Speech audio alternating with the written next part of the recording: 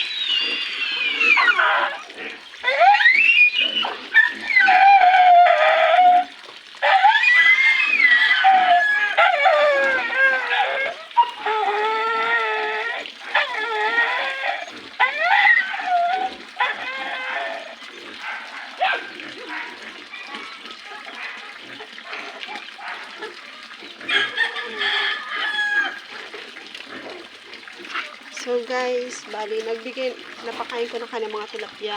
Kaso hindi ko pala na-on yung camera.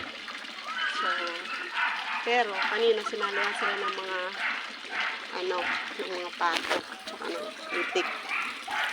Ayan. Kaya parang hindi sila masyadong busog.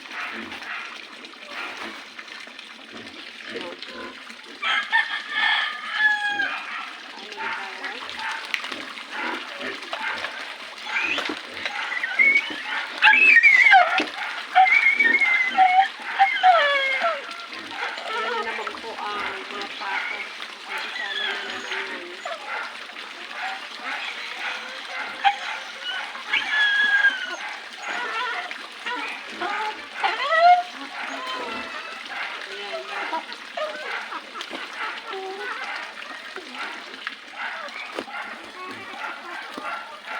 So guys, balik, bago ako magbigay ng pagkain sa mga tilapia, nilalaro ko muna sila. Parang yun. Ayan. Tapos pag gumanon ako, i-ano ko yung kamay ko is, iikot-ikot din sila. Ayan, ikikita niya. Iikot-ikot sila. Ayan. Yan yung playtime namin bago magpakain. Pero kahit busog na sila, ganun pa rin. Ibig sabihin, gusto pa rin nila. Yan. Okay. So, katulad din ng mga hayop ng tao kapag busog sila, yung mga fish, katulad din naman natin kapag busog tayo sa saya.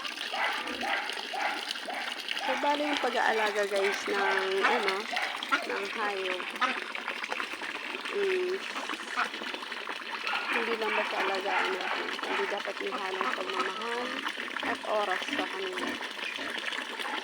So guys, nandito lang ito at kasi po may pasok pa ako. Good morning sa inyo lahat. Thank you so much.